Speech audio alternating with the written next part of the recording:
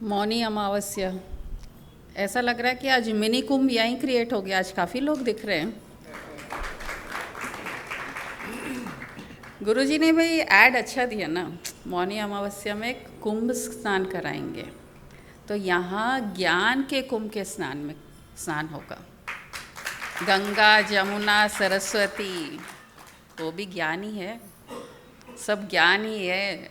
जो डुबकी लगाएगा इस ज्ञान में वो तो मुक्त हो ही जाएगा, पाप नष्ट हो जाएंगे। वहाँ डुबकी लगाओ नहीं लगाओ हमें नहीं पता, लेकिन यहाँ ज्ञान की गंगा में अगर हम डुबकी लगाएंगे तो हमारे पाप नष्ट होके हम मोक्ष के हकदार हो जाएंगे।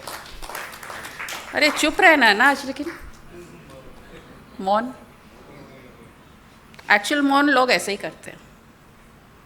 मेरे को आज बात नहीं करना है, मौन है, फिर एक्शन से ये मौन नहीं होता है। ये जो धार्मिक मौन है उसमें ये समझाया जा रहा है कि ये मौन में तो माइंड हमारा बहुत एक्टिव है, इतना एक्टिव है कि नॉर्मल कोर्स में हम बात करते हैं ना तो बहुत शांति है। जब माइंड मौन बोला जाता है ना, उसको छोटे बच्चे के जैसा है, अरे चुप बैठ तो और ज़्यादा बदमाशी करता है। और वही वो नॉर्मल रहता है तो बदमाशी करता ही नहीं है। वैसे ही माइंड को जिस दिन बोलते हैं आज तुम्हारा मौन व्रत है, ख़त्म, माइंड तो हमको परेशान करके छोड़ देगा। तो धर्म के हिसाब से भी इसका एक तरीका अलग दे दिए। मौन रहना है, मौन रहना है तो दुनियादारी के विषयों से मौन हो जाइए। उस परमात्मा, उस ईश्वर, उस चेतना में अपना मन लगाइए, उसका भजन कीजिए, उसका नाम जाप कीजिए, उसकी कहानियाँ सुने, कहानियाँ बताएं।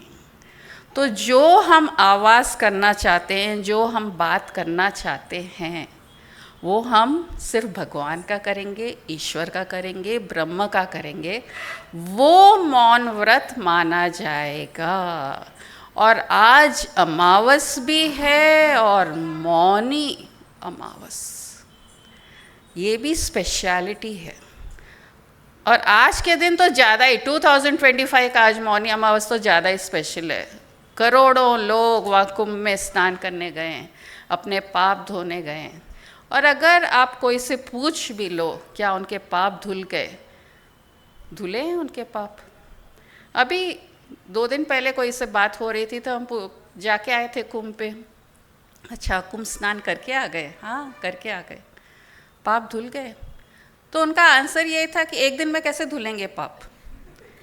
इसका मतलब कि हमारा माइंड ही एक्सेप्ट नहीं कर रहा है वो ज्ञान को कि डुबकी लगाओगे, महाकुंभ में स्नान कर लोगे तो पाप से मुक्त हो जाओगे। यहाँ हमारा माइंड ही हमारे साथ प्ले कर लिया कि नहीं, एक बार स्नान करने से नहीं होएगा, अब वापस 144 ईयर्स के बाद वापस आना पड़ेगा हमारे पाप के लिए, या रोज़ हम डुबकी लगाएंगे तब जाके, क्योंकि रोज़ हम पाप भी तो करेंगे, एक्शंस करेंगे तो कुछ ना कुछ पाप पुण्य चलता रहेगा। तो ये अकाउंट तो कभी ख़त्म होने वाला है ही नहीं। और ये जो मौनी अमावस है, ये एक ग्रैटिट्यूड का अमावस है। अपने पितरों को, अपने जो पूर्वज चले गए, उनको एक ग्रैटिट्यूड ऑफर करने के लिए, क्योंकि उनके कारण आज हम यहाँ हैं, उनके कारण आज जो हम लाइफ एंजॉय कर रहे हैं वो उनके कारण है। आज जो हम ये फॉर्म में हैं वो भी अपने पूर्वजों के कारण है। तो वो उनको आशीर्वाद रूप हम चाहते हैं। आज ये दिन हम उनसे आशीर्वाद मिले कि हम आपके कारण ही आज ये ज़िंदा हैं और ये लाइफ एंजॉय कर रहे हैं। तो इसका स्नान, ये ज्ञान का स्नान कैसे हो पाएगा? जैसे अभी इन्होंने आज फर्स्ट टाइम बोल रहे मैं इतने साल बाद आई हूँ और 2 लाइन कहना चाहती हूँ, और किसके बारे में बात किया? गुरु के बारे में। तो यहाँ जो ज्ञान की गंगा बहती है वो गुरु के ज्ञान की गंगा बहती है, स्वामी जी का ज्ञान हो या दूसरे गुरुओं का ज्ञान हो। और अभी एक सीन मुझे याद आया, जब हम मामा जी के पास जाते थे, गुरु जी के फर्स्ट गुरु हमारे और गुरु जी के मामा जी थे, तो वहाँ वो लेडीज़ थी 5-6 जो खाना भी बनाती थी, फैमिलीज थे। 2-3 लेडीज़, उस दिन मौन व्रत था। तो बोली मौन व्रत है, उस टाइम फर्स्ट स्ट्राइक हुआ ये मौन व्रत क्या होता है। वो लोग आपस में ज़ोर ज़ोर से राम नाम भी कर रहे हैं, फिर भजन भी गा रहे हैं। तो मैं मामा जी से पूछी, अरे ये लोग बोल रहे हैं मौन व्रत है, लेकिन ये मुंह से तो बात कर रहे हैं भजन। बोले भगवान का बात करना, भगवान का भजन गाना, ईश्वर के बातें कहानी के रूप में सुनना, ये सब मौन व्रत में आता है। तो वो गुरु ने उस दिन ज्ञान दिया। आज ये गुरु मौनी अमावस को एक अलग तरीके से कुंभ का स्नान कराएंगे। वो त्रिवेणी संगम एक स्पेशल प्रयागराज में जो अभी चल रहा है, त्रिवेणी संगम, गंगा मैया, यमुना मैया, सरस्वती मैया, वहाँ का नज़ारा तो अलग रहेगा, लेकिन क्या पाप धुलेंगे ना। यहाँ का नज़ारा छोटा है, लेकिन यहाँ एक्चुअल में ज्ञान के गंगा से, ज्ञान की यमुना से, ज्ञान की सरस्वती से हमारा स्नान किया जाएगा और हम हमारे पापों से मुक्त हो सकते हैं। अमावस और मौनी, मौनी अमावस। अब मौनी को एक अमावस है, हम धार्मिक रूप से कर रहे हैं मौनी अमावस कि ठीक है भाई, मौन रहना है, ईश्वर को याद करना है, उसके रिचुअल्स कर रहे हैं, व्रत कर रहे हैं, स्नान कर रहे हैं। लेकिन आध्यात्मिक दृष्टि से हम क्या कर रहे हैं? आध्यात्मिक दृष्टि थोड़ी अलग होती है धार्मिक से। हमारी सोच जो है उसको चेंज करना है खाली। मौनी अमावस, मौन मतलब चुप रहना या सिर्फ भगवान की बातें करना, और मुनि, मुनि बन जाना। अरे वो मुनि बदनाम हुई वो वाली मुनि नहीं, मुनि ऋषि, ज्ञान के हम प्रतीक हो जाना। तो मौन और मुनि, मौनी अमावस्या। तो जब हम गुरु के पास जाते हैं तब ये ज्ञान मिलता है कि अरे ज्ञान से ही सब कुछ प्राप्त हो सकता है। जब तक हम रिचुअल्स करते हैं, जैसे मैंने अभी कहा कि किसी ने कुंभ में स्नान करके आ गए, लेकिन उनकी बुद्धि उनसे कह रही थी कि नहीं, मेरे को और स्नान करना पड़ेगा, एक बार में मेरे पाप नहीं धुले हैं। लेकिन ज्ञान जब सुनते हैं ना, उसमें क्लैरिटी हो जाती है। हाँ, मैं जो कर रही हूँ, जैसा कर रही हूँ, मैं यहाँ तक तो पहुँच गई। ज्ञान से हमको क्लैरिटी मिलते ही हमारा माइंड शांत होता है, इंटेलेक्ट शांत होता है, बुद्धि शांत होती है, और जो ज्ञान हमको मिला है वो हमको ये फील कराता है कि हाँ, हम सही रास्ते हैं। तो मौनी अमावस्या एक आभार प्रकट करने का तरीका हो गया, और एक मुनि बनने का भी रास्ता बन गया, मौन रह के। अब ईश्वर का नाम लें, भगवान का नाम लें, गुणगान करें उनका, उनको याद करें। अलग तरीके से हम दिन भर उनके साथ समय बिता सकते हैं। और स्पेशलिटी मेरी जो है वो तो आप लोग सबको मालूम है, गाने के द्वारा। इसलिए भजन नहीं सुनाऊंगी आज, भजन का नहीं होगा गुणगान, लेकिन है हाईएस्ट ज्ञान ऐसे गाने में, तेरी ही बोली बोलूँगी मैं। अगर मैं कुछ बोलूँगी भी, जो अभी बात हुआ कि धर्म में यही कहा जाता है कि सिर्फ भगवान की बात कर सकते हो, तेरी ही बोली बोलूँगी मैं। अरे अगर मैं बात करूँगी तो उसकी बात करूँगी, तेरी ही वाणी गाऊँगी मैं। अगर मैं भजन भी गाई तो तुम्हारी ही भजन गाऊँगी। तेरे इश्क दा चोला पहन के मैं तुझ में ही रम जाऊंगी। अब इसमें ये कहा जा रहा है कि मैं कुछ भी जो बनूं, जो सजूं, वो तुम्हारे लिए ही सजूंगी।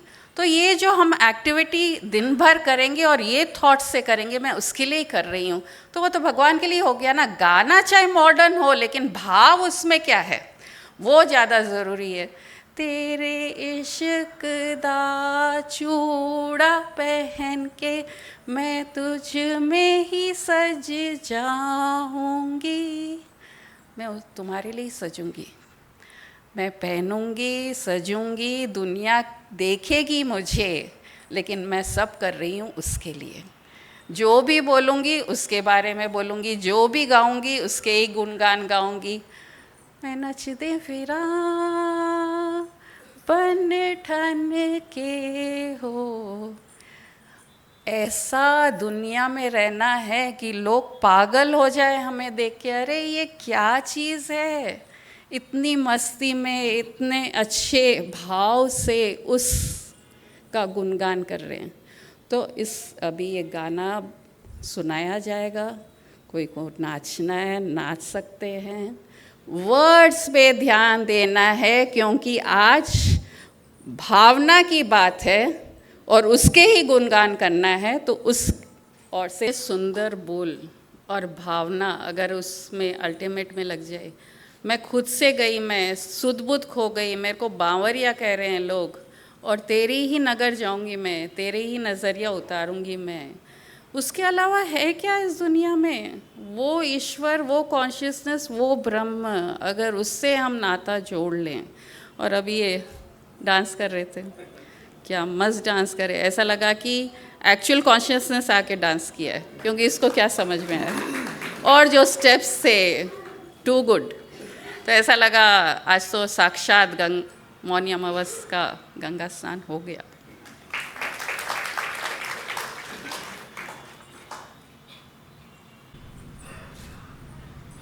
ऐसे लग रहा है मौनी अमावस का मेरे माइंड पर भी इफेक्ट आ गया, माइंड काम ही नहीं कर रहा है, मौन हो गया, मौन में चला गया।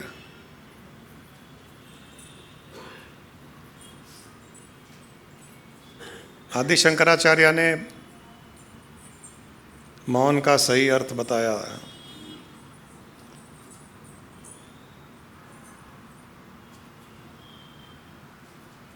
कि उस परमात्मा चेतना, उस ब्रह्म आत्मा के अलावा और कुछ बात न करे उसे मौन कहते हैं। उसी को मौन कहा गया है। बात नहीं करना उसको मौन नहीं कहा गया है। मन से भी कुछ न सोचना उसे भी मौन नहीं कहा गया है। मन का स्वभाव है कुछ ना कुछ सोचना। शरीर के अंग है, उनको हिलना डुलना है, वो होठ हो, जीभ हो, हाथ हो, पाँव हो, आंखें हैं तो देखेगी, होठ है तो कुछ बोलेगा। इनके स्वभाव के विपरीत जाने की आवश्यकता नहीं है। हमको किसी चीज़ की नेचर के अगेंस्ट जाने की आवश्यकता नहीं है, उसकी नीड नहीं है। उसको डायरेक्शन देने की ज़रूरत है, उसको चैनलाइज करने की ज़रूरत है कि वो सही रास्ते जा रहा है या नहीं जा रहा है। जिस चीज़ के लिए आंख बनी है उसके लिए आंख का उपयोग हो रहा है या नहीं हो रहा है। जिस चीज़ के लिए कान बने हैं उस चीज़ के लिए वो उपयोग हो रहा है या नहीं हो रहा है। जिस चीज़ के लिए मुंह बना है उस चीज़ के लिए वो उपयोग हो रहा है या नहीं हो रहा है। सारी इंद्रियां किसी एक पर्पस, एक उद्देश्य के लिए बनी है। हमें यह देखना है कि वो उस उद्देश्य की पूर्ति कर रही है या नहीं कर रही है, इतना ही ध्यान रखना है। उनको बंद नहीं करना है, उनको रोकना नहीं है। कान संसारिक विषयों के सुनने के लिए नहीं है, किसी की अच्छाई बुराई सुनने के लिए नहीं है, किसी की बिचिंग सुनने के लिए नहीं है। मुंह किसी को गालियां देने के लिए नहीं है, हाथ किसी को गिराने के लिए नहीं है। इनका एक पर्पस है, इनका एक उद्देश्य है। जब हम हमारी इंद्रियों के उद्देश्य की पूर्ति नहीं करते हैं और उसे दूसरा कार्य करने देते हैं, उसे ही पाप कहा गया है। पाप वो है कि जो जिस चीज़ के लिए बना है उस चीज़ के लिए वो उपयोग में न लाए और उसे दूसरी चीज़ के लिए उपयोग में लाए, वो पाप है। बोलना है परमात्मा, बोलना है ब्रह्म, बोलना है चेतना, बोलना है आत्मा, बोलना है किसी के अप्रिशिएट करने के लिए, किसी को सुख देने के लिए। ये मुंह, ये जीभ, ये होठ बने इसीलिए कि हम ऐसी वाणी बोलें जिससे हर किसी को सुख मिले, जिससे हर किसी को उत्साह मिले, जो दुखी इंसान भी सुख का अनुभव करे, रोता हुआ इंसान हंसने लग जाए, उसको अपने संसार में होने का उसको एक लाभ प्राप्त हो, उसको लगे कि संसार में आने का कोई ना कोई मेरा उद्देश्य था और इन्होंने मुझे पहचाना, उसके लिए मिला है। और इसके विपरीत अगर ये मुंह इसके विपरीत बोलेगा और किसी को लगेगा कि संसार में आया क्यों, किसी को लगेगा कि संसार में पैदा क्यों हुआ, किसी को लगेगा कि मैं कुछ करने लायक नहीं हूं, हंसता हुआ इंसान रोने लग जाए, डिप्रेस हो जाए, दुखी हो जाए, उससे बड़ा पाप नहीं है। पाप वो है कान ईश्वर के गुणगान सुनने के लिए मिले, अपने स्वरूप को जानने के लिए मिले। मैं कौन हूं, ईश्वर कौन है, सृष्टि की रचना कैसे हुई, ईश्वर कहां कहां व्याप्त है, उसे कैसे जानूं, ये सब सुनने के लिए कान मिले हैं। और ये नहीं सुन करके उसने ऐसा किया, इसने ऐसा किया, वो बेकार आदमी है, ये अच्छा है, वो लोगों से बहुत बुरे तरीके से बर्ताव करता है, उसकी नज़र बुरी है, उसका ये खराब है, उसका स्वभाव बुरा है, आदि आदि सुनना मतलब पाप है। हम इस प्रकार के पाप करते हैं और ये पाप जहां करते हैं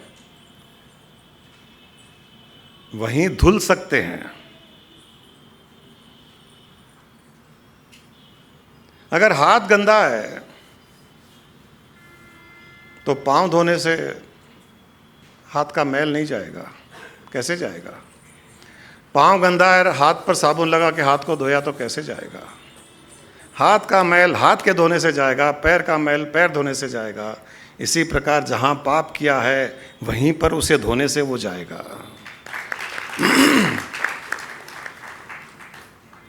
पाप अंदर किया है, पाप मन के भीतर किया है, गलत मन के भीतर किया है, बुराई मन के भीतर है, बंधन मन के भीतर है, कर्म मन के भीतर है।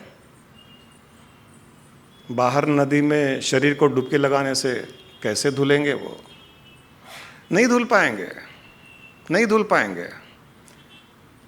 जहां है कचरा वहीं साफ करना पड़ेगा। कचरा घर में है, रोड पर झाड़ू मारी है तो घर का कचरा तो घर में ही रहेगा, कैसे साफ होगा? घर का कचरा घर में से ही साफ करना पड़ेगा। घर का कचरा दूसरे के घर को साफ करने से नहीं होगा। घर का कचरा नदी में जाके स्नान करने से, डुबकी लगाने से नहीं होगा साफ। घर का कचरा घर में ही साफ करना पड़ेगा। जहां कचरा है वहां साफ करना पड़ेगा।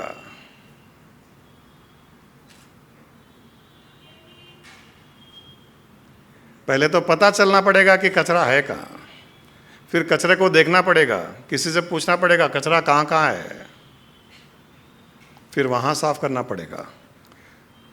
सारे कर्म पाप पुण्य आदि सब अज्ञानता में किए गए हैं। अपने आप को शरीर मन इंद्रियां बुद्धि मान करके किए गए हैं। और जो अज्ञानता में किए गए हैं वो और एक अज्ञानता के क्रिया से कैसे साफ होंगे, कैसे ठीक होंगे? आज तक कहीं का कचरा और कचरा डालने से साफ नहीं हुआ है। ये सिस्टम ही नहीं है। कचरा साफ करने के लिए कचरा डाला नहीं जाता है, कचरा साफ करने के लिए कचरा हटाया जाता है। अज्ञानता से उत्पन्न कर्म, क्रिया, पाप, पुण्य आदि अज्ञानतावश साफ नहीं हो सकते, ज्ञान के द्वारा ही साफ हो सकते हैं। और कोई तरीका ही नहीं है। ज्ञान के अलावा कोई तरीका नहीं है इन कर्मों से छुटकारा पाने का। मुक्ति मोक्ष हमसे बाहर है ही नहीं।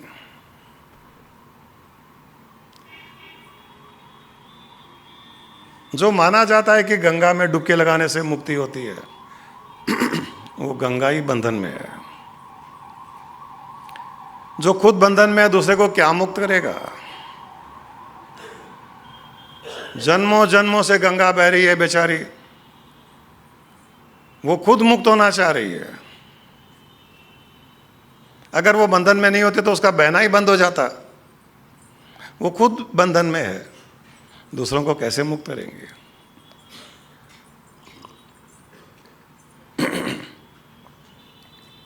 हाँ, शरीर का मैल है, शरीर के धोने से साफ होएगा। हाथ का मैल है, हाथ धोने से साफ होगा। पैर का मैल है, पैर धोने से साफ होगा। कपड़े का मैल है, कपड़े धोने से साफ होगा। शरीर का मैल है, कपड़े धोने के लिए धोबी घाट पर गए, कपड़े को कूट कूट कर मारा। शरीर का मैल कैसे साफ होगा? जहां मैल है वहीं साफ करना पड़ेगा। और मैल भी अज्ञानता का है, इसलिए ज्ञान से साफ होगा। और कोई तरीका ही नहीं है। और कोई तरीका नहीं है।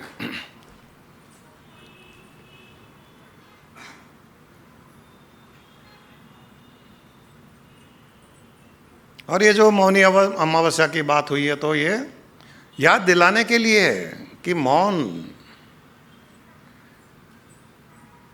इस गहरी रात्रि में मौन धारण करो। अमावस की रात को मौन धारण करने का अर्थ है कि इस अज्ञान रूपी गहरे अंधकार में उन बातों को मत करो जिनसे तुम्हारे कर्म और बनते हैं। उन बातों का मौन करो और इस गहरे अंधकार में केवल और केवल ईश्वर का नाम जप करो, ईश्वर के बारे में सुनो, उसकी स्तुति करो, उसे अपने में धारण करो, उसके साथ में अपना योग करो। ये मौनी अमावस। अमावस का अर्थ है अंधकार, घोर अंधकार, उसको अमावस कहा जाता है।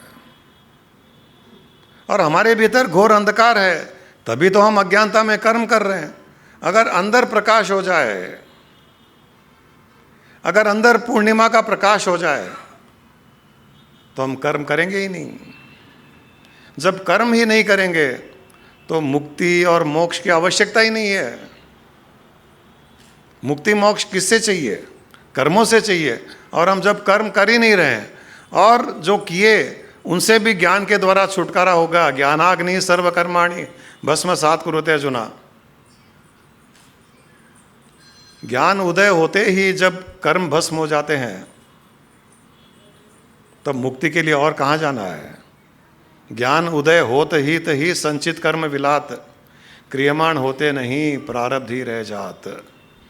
जिस पल ज्ञान उदय हो गया, जिस पल अपने स्वरूप का एहसास हो गया कि मैं कौन हूं, जिस पल ये अनुभव में आ गया, जिस पल ये विश्वास हो गया कि मैं कौन हूं,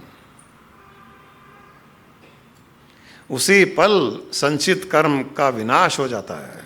ज्ञान उदय होते ही संचित कर्म विनाश। जिस प्रकार सूर्य के उदय होते ही, सूर्य उदय होते ही अंधकार का विनाश। सूर्य भी उदय हो गया और अंधकार भी रह गया, ऐसा नहीं हो सकता है। सूर्य के उदय होते ही अंधकार का विनाश, ज्ञान के उदय होते ही कर्मों का विनाश।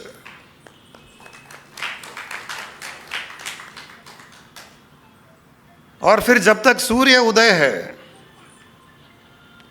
सूर्य उदय होते ही अंधकार का विनाश, और जब तक सूर्य का उदय है तब तक अंधकार वहां नहीं आ सकता। उसीलिए कहते हैं कि ज्ञान उदय होते ही तही संचित कर्म विलात। जो अंधकार रूपी अज्ञानता से किए गए कर्म थे उनका तो विनाश हो ही जाता है और क्रियमाण होते नहीं, जिसका अर्थ है फिर से अंधकार रूपी कर्म नहीं बनते, क्योंकि सूर्य के प्रकाश में अंधकार नहीं आ सकता, ज्ञान के प्रकाश में कर्म नहीं आ सकते। कितना सटीक, कितना साधारण, सिंपल मुक्ति का तरीका। मुक्ति मोक्ष इसी में है। कितने भी देवी देवताओं की पूजा कर लें, कितने भी पितरों को हम पिंडदान कर दें, हमारा पिंडदान कर दें, पितरों का कर दें, कुछ नहीं होने वाला है।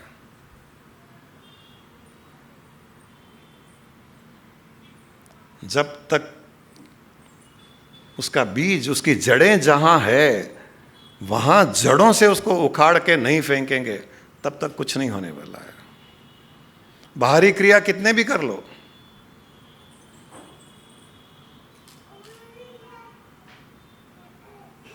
बाहरी क्रिया कितने भी कर लो, कितने यज्ञ कर लो, कितने हवन कर लो, कितने शास्त्र पढ़ लो, कितने वेद पढ़ लो, कितने उपनिषद को कंठस्थ कर लो, कितने भी भागवत सुन लो, कुछ नहीं होगा। जब तक जहाँ भीतर कचरा साफ नहीं करेंगे तब तक हमारा कल्याण नहीं होगा। महाकुंभ उसे कहा गया जब हम भीतर जाकर के हमारे कचरे को साफ करते हैं। जहां त्रिवेणी संगम है वहां डुबकी लगाते हैं। उस त्रिवेणी संगम में डुबकी जो लगाएगा, भीतर वाली त्रिवेणी संगम, उसी पल उसके कर्म नष्ट हो जाएंगे, क्योंकि वहां ज्ञान का प्रकाश है, वहां ज्ञान का त्रिवेणी संगम है। स्थूल त्रिवेणी संगम नहीं, सूक्ष्म त्रिवेणी संगम।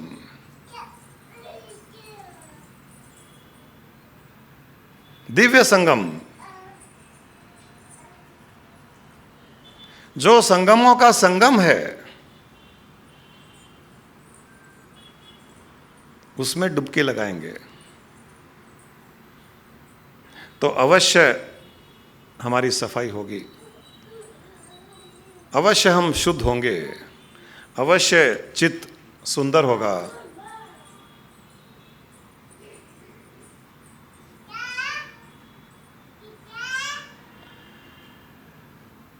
चलिए डुबकी लगाने की कोशिश करते हैं त्रिवेणी संगम में। अगर भावना से लगाए, अंतर्मुखी हुए, त्रिवेणी संगम में डुबकी लगाए, आज इसी पल, इसी डुबकी में आपकी मुक्ति निश्चित है। और कोई फिर से आना, जन्म लेना, कुछ करना, खत्म, समाप्त, सब समाप्त। अगर लगा ली डुबकी सही में, अगर भावना से लगा ली, विश्वास से लगा ली, श्रद्धा से डुबकी लगा ली और डुबकी लगा करके शुद्ध अलग निरंजन बन करके निकले, हो गई मुक्ति।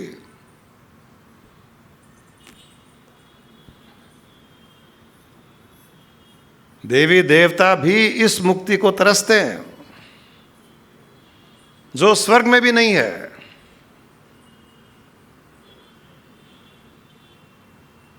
हरि बुलाया भेजिया, कबीरा दिया रोए, जो सुख साधु संग में वो स्वर्ग में कहाँ होए। स्वर्ग में भी ये अपॉर्चुनिटी नहीं है, स्वर्ग में भी मुक्ति होने का चांस ही नहीं है। यहाँ है, यहाँ साधु संग में है, इस साधु संग में है,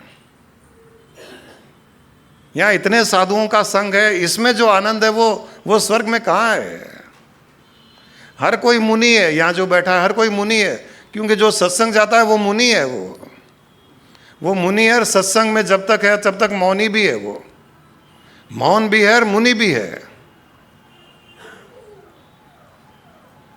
क्योंकि आप यहाँ पर और कुछ सुन ही नहीं पा रहे हैं, उस परमात्मा, उस ईश्वर के अलावा और कुछ सुन ही नहीं पा रहे हैं, उस परमात्मा ईश्वर के अलावा कुछ देख ही नहीं पा रहे हैं,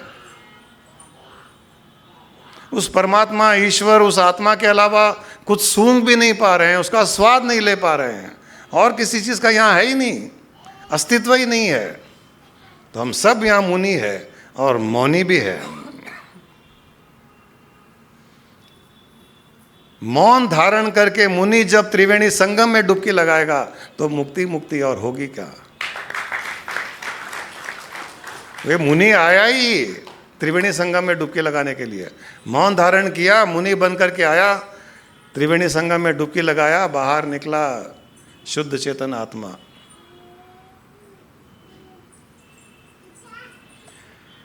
यहां जो आज्ञा चक्र है, हम इसे आज्ञा चक्र कहते हैं, त्रिनेत्र कहते हैं, तीसरी आंख कहते हैं, थर्ड आई कहते हैं। यहां 3 दिव्य नाड़ियों का संगम होता है। एक तरफ से ईड़ा जाती है, एक तरफ से पिंगला जाती है, बीच में से सुषुम्ना जाती है। त्रिवेणी संगम ये है, ये पॉइंट। यहां से, इधर से ईड़ा इस तरफ जाती है, पीड़ा इस तरफ से जाती है, और सीधी सुषुम्ना नाड़ी जाती है। इन 3 दिव्य नाड़ियों का संगम ही त्रिवेणी संगम है। इससे अधिक दिव्य त्रिवेणी संगम सृष्टि में कहीं नहीं है। इसीलिए कहते हैं कि त्रिवेणी संगम हम तो लेके चलते हैं, हमारे साथ है, हमारे भीतर है।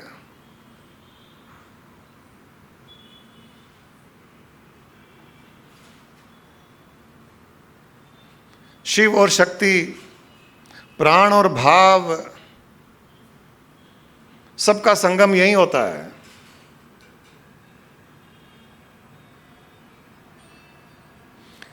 इस त्रिवेणी संगम में जो डुबकी लगाएगा, भावना से, भाव विभोर होकर के, आंखों से आंसू निकल करके, पूर्ण श्रद्धा से, उसी पल, पहली डुबकी में ही मुक्ति। दूसरी डुबकी भी नहीं चाहिए।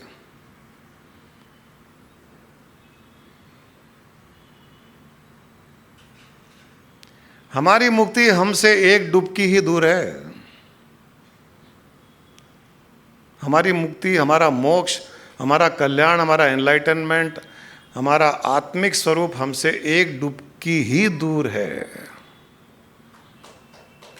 हमारे भीतर के त्रिवेणी संगम की डुबकी में।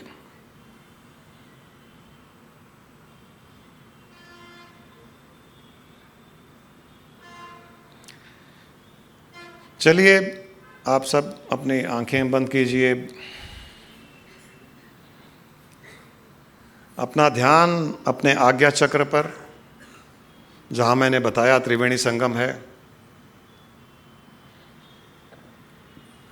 जहां बिंदी लगाई जाती है, आज्ञा चक्र। एक तरफ से ईड़ा नाड़ी,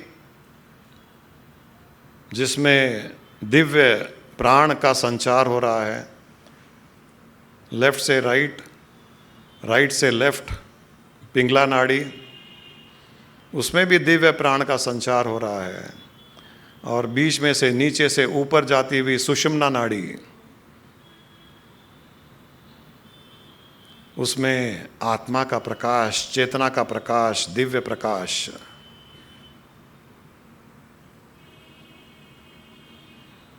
आज्ञा चक्र पर स्पंदन का अनुभव कीजिए। अपना ध्यान आज्ञा चक्र पर, जहाँ त्रिवेणी संगम है, ईड़ा, पिंगला और सुषुम्ना का त्रिवेणी संगम।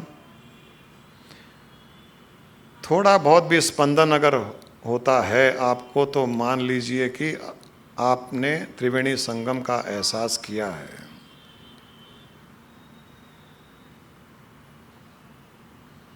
पूर्ण रूप से श्रद्धा और भावना के द्वारा इस आज्ञा चक्र पर, जो त्रिवेणी संगम है, ईड़ा, पिंगला और सुषुम्ना, जो गंगा, सरस्वती और यमुना, इनका त्रिवेणी संगम है, जो चित्त, मन और चेतना का त्रिवेणी संगम है, उसको ध्यान से आप अपनी बंद आंखों से देखने का प्रयास कीजिए। बंद आंखों से त्रिवेणी संगम का दृश्य देखने का प्रयास, घोर अंधेरा, परंतु हमें अनुभव के द्वारा, स्पंदन के द्वारा साफ पता चल रहा है कि यहाँ पर त्रिवेणी संगम है। एक तरफ से ईड़ा नाड़ी, दूसरी तरफ से पिंगला नाड़ी और बीच में सुषुम्ना नाड़ी, तीनों का संगम आज्ञा चक्र पर। और अब आप उस त्रिवेणी संगम में डुबकी लगा रहे हैं। आप अपने आप को देखिए कि आप त्रिवेणी संगम में डुबकी लगा रहे हैं, पूर्ण रूप से डूबे हुए हैं, डुबकी लगाकर पूर्ण रूप से डूबे हुए हैं और बाहर निकल रहे हैं। बाहर निकलते ही देखिए चारों ओर प्रकाश हो गया, चारों ओर प्रकाश प्रकाश। आपके भीतर से उत्पन्न हुआ प्रकाश चारों ओर फैल गया है। त्रिवेणी संगम में आपने डुबकी लगाई, उस डुबकी में सारे कर्म, आज तक जितने भी करोड़ों जन्मों में किए हुए कर्म, सारे के सारे कर्म नष्ट हो गए, सारी बीमारियां नष्ट हो गई, मन की वृत्तियां नष्ट हो गई, और जो बाहर निकला है वो शुद्ध चेतना निकला है। दिव्य प्रकाश के साथ शुद्ध चेतना बाहर निकला है। जो स्थूल शरीर डुबकी लगाया था और जो बाहर निकला है वो स्थूल शरीर नहीं, वो चेतन शरीर है। निराकार चेतन शरीर, प्रकाशमान, चारों ओर उसका प्रकाश फैलता हुआ देखिए। जो घोर अंधकार था वो अब चारों ओर दिव्य प्रकाश से भरा हुआ है।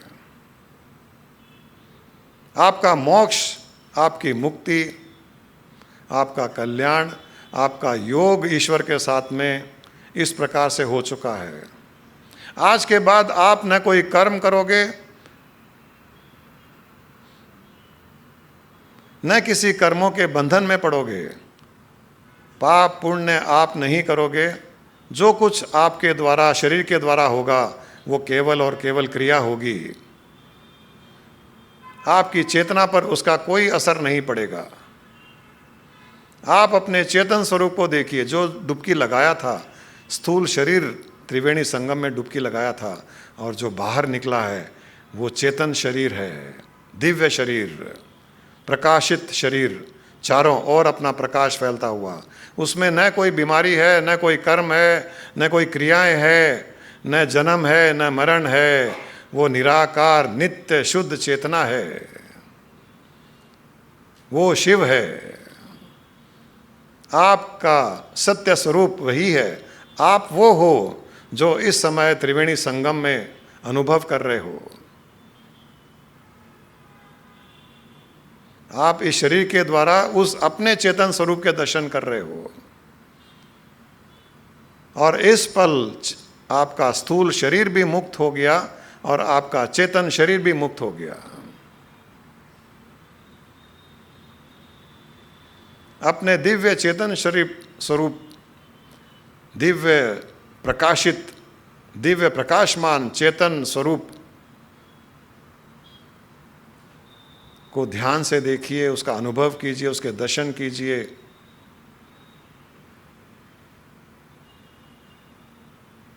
और धीरे धीरे आप अपने अस्तित्व को उस चेतन स्वरूप के अस्तित्व में ढाल दें।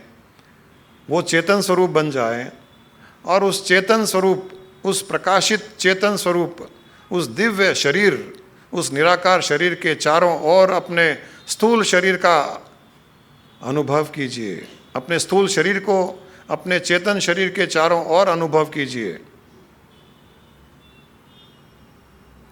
आज्ञा चक्र पर जो त्रिवेणी संगम है, वहाँ पर आपका चेतन शरीर चारों ओर प्रकाश फैलाता हुआ, निराकार दिव्य चेतन शरीर, उसके चारों ओर यह स्थूल शरीर का अनुभव करें।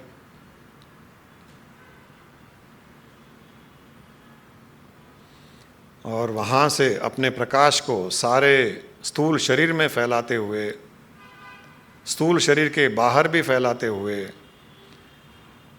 आज्ञा चक्र के त्रिवेणी संगम से जो चेतन शरीर प्रकट हुआ है वहाँ से जो प्रकाश, दिव्य प्रकाश फैल रहा है, सारी सृष्टि में वो प्रकाश फैल रहा है, सारी सृष्टि को प्रकाशमान कर रहा है इस पल। आपके आज्ञा चक्र से इस पल सारी सृष्टि में दिव्य प्रकाश फैल रहा है। ऐसा कोई स्थान नहीं है जहां पर आपका प्रकाश फैला हुआ नहीं है। इस पल आपके आज्ञा चक्र से सारी सृष्टि में ज्ञान का प्रकाश, दिव्य प्रकाश, आनंद का प्रकाश फैला हुआ है। इस पल सारी सृष्टि इसका अनुभव कर पा रही है। सारी सृष्टि को त्रिवेणी संगम में गोते लगाने का लाभ मिल रहा है।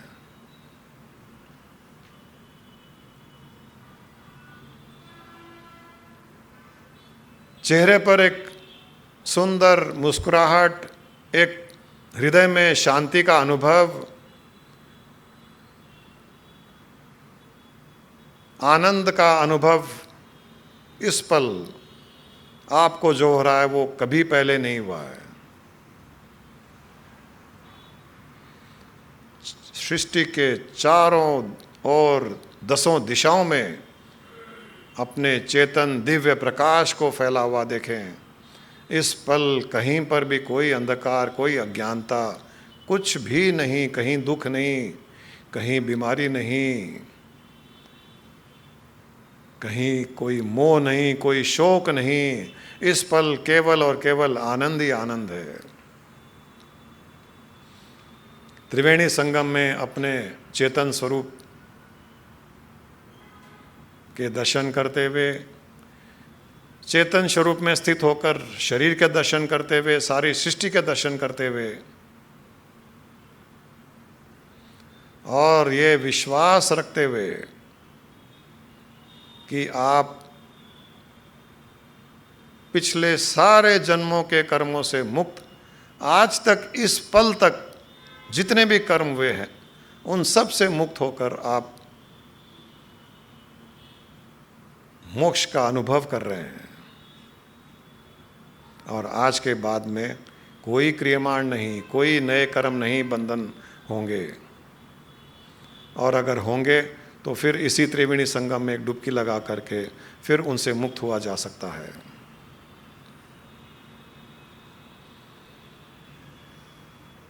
आनंद का अनुभव करते हुए, और इस आनंद के अनुभव को बढ़ाने के लिए आप और डुबकी लगा सकते हो इस त्रिवेणी संगम में।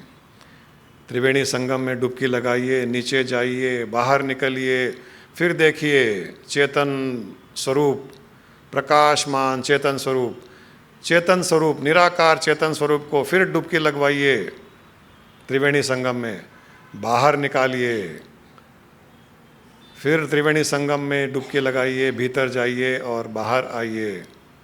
जितनी बार आपकी इच्छा उतनी बार डुबकी लगाइए, बाहर आइए उस आनंद का अनुभव करने के लिए।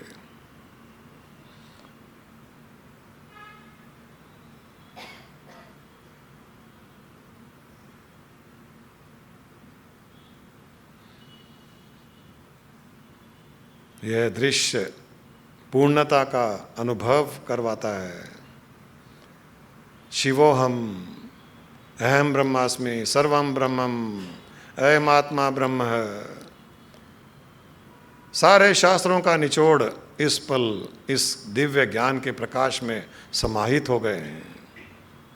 हम पूर्ण है। ओम पूर्णमदः पूर्णमिदं पूर्णात् पूर्णमुदच्यते पूर्णस्य पूर्णमादाय पूर्णमेवावशिष्यते। मैं पूर्ण हूँ, मैं मुक्त हूँ, मैं चेतन आत्मा हूँ, मैं ही परमात्मा हूँ। सारी सृष्टि में व्याप्त निराकार ब्रह्म ही मैं हूँ। मैं ही शिव हूँ, मैं ही शक्ति हूँ, मैं ही ब्रह्मा विष्णु महेश हूँ। सृष्टि की उत्पत्ति मुझसे हुई है, सृष्टि का संचालन भी मुझसे ही होता है। और सृष्टि का संहार भी मुझी में होता है। इस प्रकार के भाव के साथ में आप गोते लगाइए।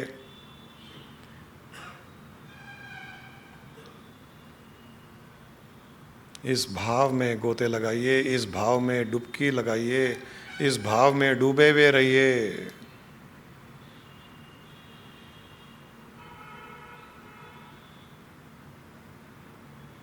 पूर्ण संतोष,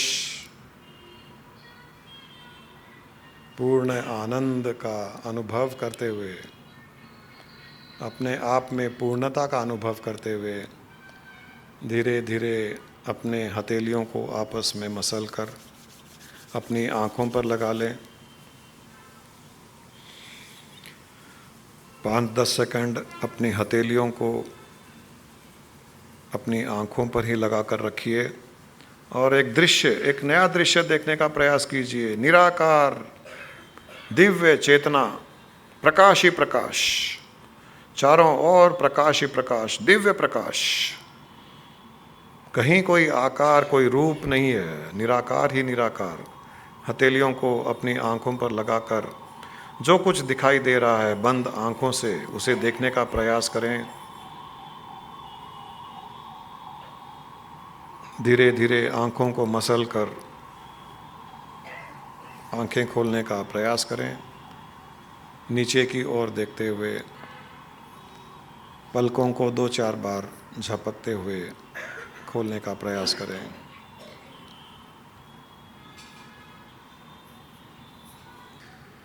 प्रयागराज का महाकुंभ शिवरात्रि पर समाप्त हो जाएगा, परंतु उसी शिवरात्रि को जनवाड़ा आश्रम में नया महाकुंभ प्रकट होगा। जो भी इस शिवरात्रि पर, इस महाशिवरात्रि पर जनवाड़ा आश्रम के महाकुंभ में आएगा, उसे एक अलग ही अनुभूति होगी। सभी आने का प्रयास करें, सभी दूसरों को भी लाने का प्रयास करें। जिसके जिसके कल्याण के लिए हम चाहते हैं कि उनका कल्याण हो, उन्हें भी लाने का प्रयास करें। ये अद्भुत दृश्य होगा, अद्भुत अनुभव होगा इस बार के जनवाड़ा आश्रम में महाकुंभ की महाशिवरात्रि।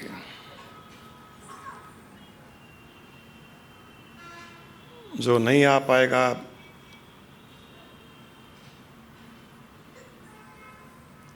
वो बहुत कुछ मिस कर जाएगा। अवश्य आने का प्रयास करें और वहाँ पर हम शिव को भी, हम जिसे शिव कहते हैं उसको जानने का प्रयास भी करते हैं कि शिव कौन है। कई ऐसे शिव के अलग अलग एस्पेक्ट्स हैं, कई पहलू हैं शिव के, जिनको जानने से स्वयं हम शिव बन सकते हैं। इस बार महाशिवरात्रि में कुछ ऐसा अद्भुत दृश्य होगा, अद्भुत अनुभव होगा, जहाँ पर यह भी पता चलेगा कि शिव रहते कहाँ हैं, शिव का स्थान कहाँ है, उनके पास जाया कैसे जाएगा, और उनके पास हम जाएं या शिव को आमंत्रित करें कि हमारे पास वो आए। हम शिव से योग करें या शिव को हमसे योग करवाएं।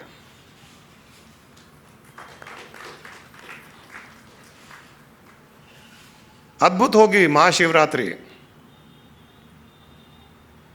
आज यहां से यात्रा शुरू हुई है, जो महाशिवरात्रि को समापन करके हम भी हमारे धाम में ही आनंद रूप से जीवन बिताएंगे।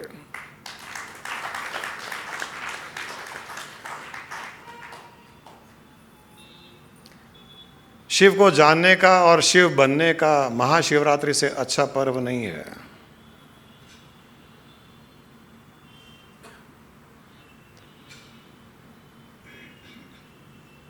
शिव को उनके सत्य स्वरूप से जानना और शिव के साथ में अपना योग करना महाशिवरात्रि का उद्देश्य है।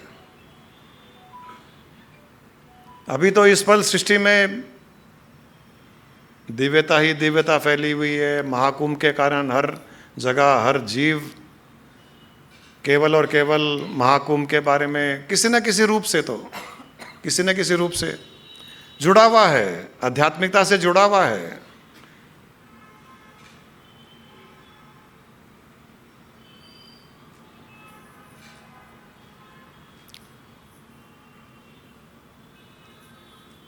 ध्यान के द्वारा तो हमारे भीतर हमने त्रिवेणी संगम का अनुभव किया, जहाँ पर हम डुबकी लगाते हैं, और क्रिया रूप से त्रिवेणी संगम होता है ध्यान, ज्ञान और निधि ध्यासन। जागृत अवस्था में जो ध्यान, ज्ञान और निधि ध्यासन के त्रिवेणी संगम में डुबकी लगाता है, 24 घंटे ध्यान, ज्ञान और निधि ध्यासन,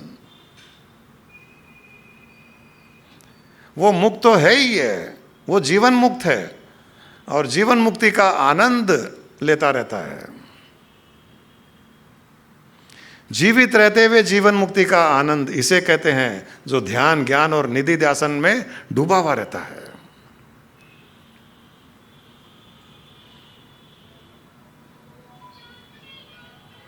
ये अपना तो अद्भुत खेल है। ये भीतर त्रिवेणी संगम, क्रिया में त्रिवेणी संगम,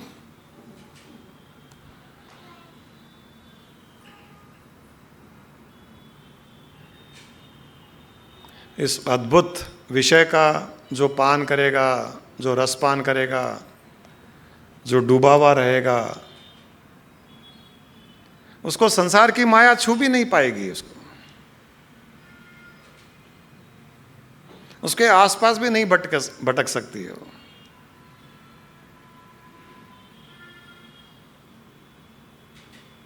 क्योंकि हम तो वो एक फाउंटेन के जैसे हो जाते हैं, एक फवारा के जैसे, जिसके भीतर से पानी निकल रहा है। जब भीतर से इतनी जोर से, इतने प्रेशर से पानी निकलता है, तो दूसरी ओर से कोई भी चीज़ उसके भीतर नहीं जा सकती है। न कोई कचरा जा सकता है, न कोई डस्ट जा सकता है, न कोई कीड़े मकोड़े जा सकते हैं, न कॉकरोच जा सकते हैं, कुछ भी नहीं जा सकता। क्योंकि जो भी हमारे भीतर जाने की कोशिश करता है, हमारा फवारा उसे दूर फेंक देता है। अंदर से इतना फवारा निकलता है। ये होना चाहिए, जीवन ऐसा होना चाहिए कि अंदर से एक fountain, bliss of fountain, fountain of bliss, हर पल फाउंटेन ऑफ ब्लिस, प्रेयर्स, प्रार्थनाएं, पॉजिटिविटी, अनकंडीशनल लव, सबके लिए प्रेम, प्यार, हर जीव के लिए, हर वस्तु के लिए, हर किसी में उस ईश्वर के दर्शन, हर किसी में ब्रह्म के दर्शन। ये जब भीतर से फाउंटेन का प्रेशर बाहर निकलता रहता है, तब माया का एक डस्ट पार्टिकल भी हमारे भीतर नहीं जा सकता है। वो तो भीतर नहीं जा पाएगी। हम माया का भी कल्याण करते हैं, माया को भी मुक्त करते हैं हम इस प्रकार के फाउंटेन ऑफ ब्लिस से। माया का कल्याण करना सबसे बड़ा पुण्य कार्य हो गया, क्योंकि माया किसी न किसी को तकलीफ दे रही है। तो भीतर से जब दिव्यता प्रकट होती है और माया पर छींटे पड़ते हैं, तो माया भी शांत हो जाती है।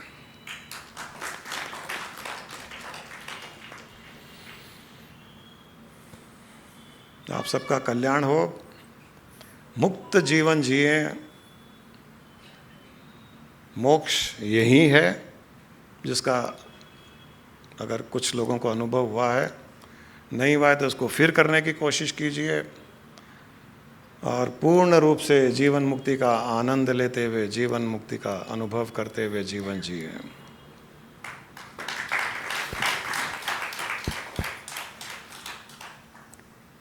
I am neither the body nor the senses. I am not the mind nor the wisdom.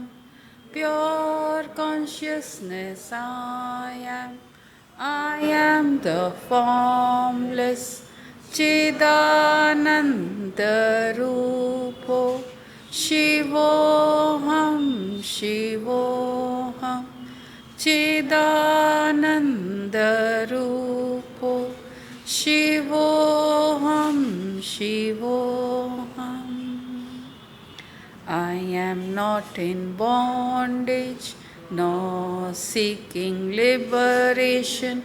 I am not in tension, nor in the stress. Pure consciousness I am. I am the formless Chidananda Rupo. Shivoham, Shivoham. Chidananda Rupo. Shivoham, Shivoham. I am the creator, I am the creation. My creation is for my recreation. Pure consciousness I am. I am the formless Chidananda Rupo. Shivoham, Shivoham. Chidananda Rupo. Shivoham, Shivoham. Chidananda Rupo. Shivoham.